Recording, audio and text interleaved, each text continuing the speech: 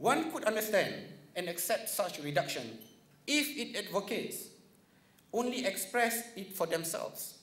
However, they do not, and that exclusive approach has been fitted out with legal constructs to disqualify all other interpretations. By failing to distinguish sufficiently between the immutable, al-thawabit, and the changing, al-mutaghayyirat, contemporary ritualists, or to borrow a phrase from Professor Tariq Ramadan, Salafiyah Harfiyah, or Salafiyah Nususiyah, bestir a series of other confusions involving grave consequences. For on the level of relationships between human societies, distinguishing between the immutable and the mutable makes it possible to draw a fundamental difference between principles and models. Thus, the principles of justice, equality, rights, and human brotherhood that guided the Prophet of Islam indeed remain the references beyond history, but the model of the city of Medina, founded by the Prophet in the 7th century, is a historical realization linked to the realities and requirements of his time. To confuse eternal principles and historical models is simplistic. Idealizing something in a moment of history reduces the universality of Islamic principles to the dream of an impossible return to the past, to an impossible nostalgia of origins. And that was the raison d'être for the establishment of Islamic Renaissance Front. The new leaf or shoots that represent the logo of IRF represents a new beginning and a new interpretation and understanding, growing out of orthodoxy and conservatism. IRF is a voice of reason that promotes an intellectual discourse, reform, and renewal in our society, and this religion of Islam for this new age. In uridu illa al-islah mastata'tu wa ma tawfiqi illa billah. I desire nothing but reform as far as I'm able. There is no guidance for me except from Allah. Wassalamu alaikum warahmatullahi wabarakatuh. Alhamdulillahi alladhi hadana lihada wa ma kunna linahtadiya lawla an hadana Allah. Wassalatu wassalamu ala ashrafil anbiya'i wal mursalin sayyidina Muhammadin wa ala alihi wa sahbihi ajma'in. Subhanaka la ilma lana illa ma 'allamtana innaka antal alimul hakim. Rabbi shrah li sadri wa yassir li amri wahlul 'uqdatan min lisani yafqahu qawli. Our distinguished guest, Yang Berbahagia, Yang Berhormat, Raja Nongchik, Minister of Federal Territory, our distinguished colleague and panelist, Professor Tariq Ramadan, Dr. Ahmad Farouk, the founder of Islamic Renaissance Front, distinguished guests, ladies and gentlemen, brothers and sisters, Assalamu alaikum wa rahmatullahi wa barakatuh.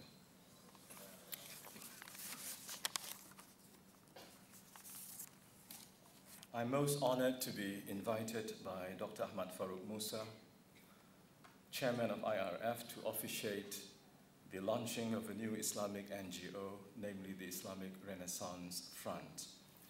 The Muslim community in Southeast Asia and in Malaysia in particular is fortunate to have several NGOs which are based on and committed to the vision of complete submission to Allah subhanahu wa ta'ala, peace, justice, and the attainment of well-being in this world and well-being in the hereafter. The presence of these Islamic NGOs would go a long way towards the revitalization of the Ummah on all fronts: spiritual, intellectual, social, economic, political, and civilizational.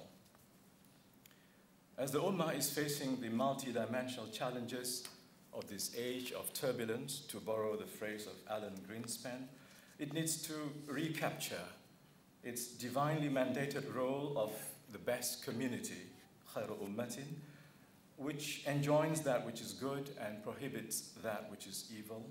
كنتم خير أمة أخرجت للناس تأمرون بالمعروف وتنهون عن المنكر وتؤمنون بالله.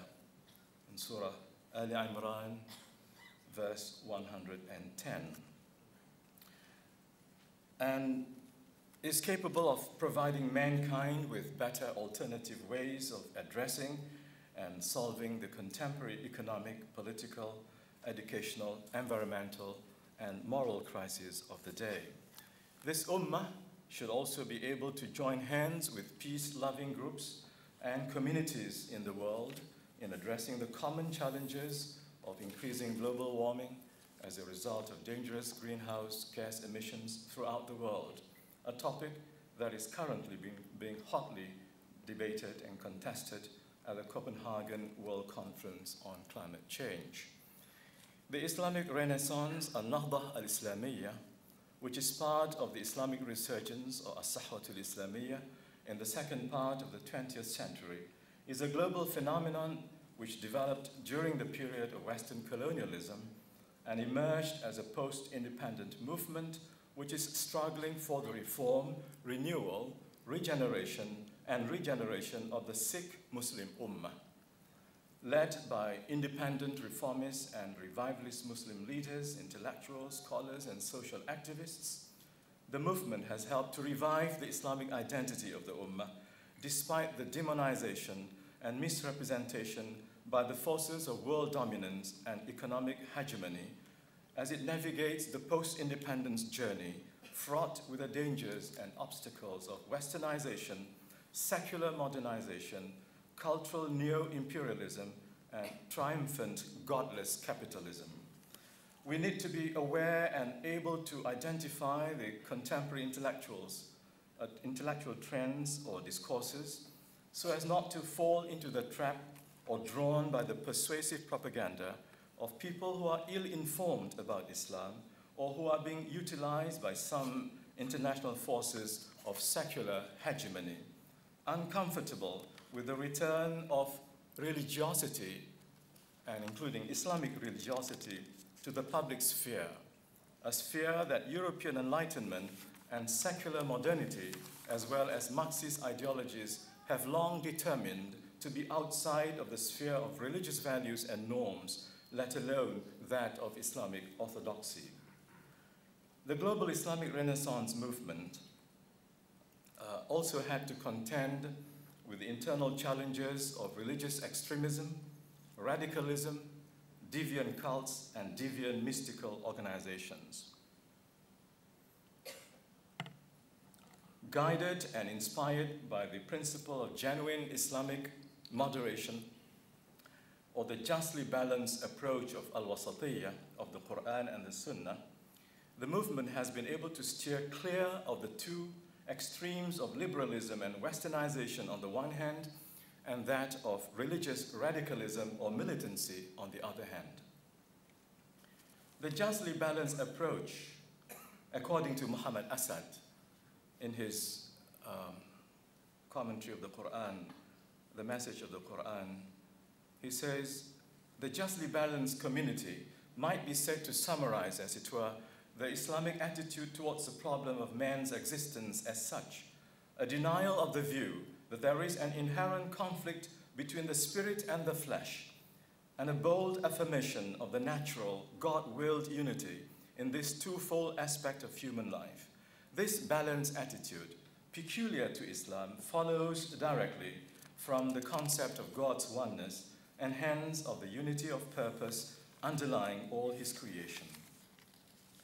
The Islamic reformist or revivalist movements of the 20th century, from Morocco to Indonesia, are well known for their advocacy and revitalization of the doctrine of ijtihad, regarded by Muhammad Iqbal, the great poet-philosopher who inspired the birth of Pakistan as a new Islamic country and state as, quote, the principle of movement. Ijtihad, or the exercise of independent juristic reasoning based on the Quran and the Sunnah of the Prophet, may the peace and blessings of Allah subhanahu wa ta'ala be upon him, emphasizes the importance of using objective thinking, careful study, deep thought or contemplation, and sincere analysis in providing answers or solutions to all new problems which have not been dealt with before or not to be found in all the authoritative religious texts used by the respected scholars. The use of the faculty of reason, the habit of sound thinking, contemplating or tafakkur, and understanding problems through scientific analysis is very much encouraged in the Quran, as much as it frowns upon imaginary speculation, conjecture, emotional argumentations, unjust reasoning, skeptical thinking, and blind following of other people's ideas. However, since the intellect, al-aql, is Allah's most precious gift to human beings, to enable them to play the proper role as Allah's vicegerents on earth, in addition to receiving divine revelation and prophethood, nubuwwah, as the primary sources of guidance in human life, the intellect, being a God-given faculty whose efficacy does not go or does not extend beyond the limits of sense perception and human experience of empirical realities, is never intended by its creator to be liberated from divine revelation or divine wisdom, or to make judgments on matters beyond its capacity to truly comprehend, let alone to question, ridicule, or reject the authority of Allah subhanahu wa ta'ala, His messengers, and the well-established doctrines, values, and norms of sound religious scholarship.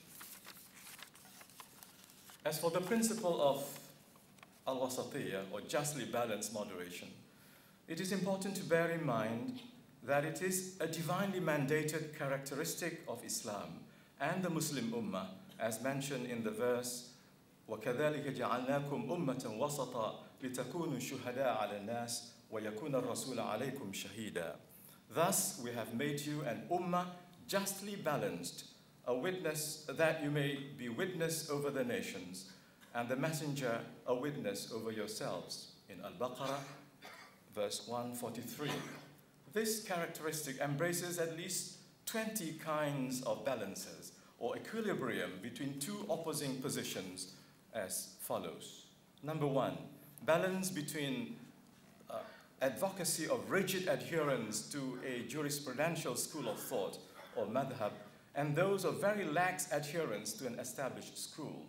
Number two, balance between those who support tasawwuf regardless of whether it deviates or innovates, and those who oppose it regardless of whether it is proper and in harmony with the creed and divine law of Islam or Sharia.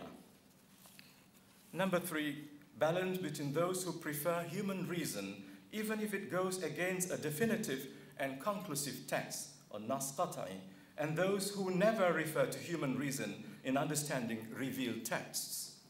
Number four, balance between those who take both the good and the bad from Western civilization, or from any civilization for that matter, and those who reject anything of foreign or Western origin. Number five, balance between strictness or tashaddud, even in matters of branches and trivialities, and leniency or tasahul, even in matters of principles and general conceptions.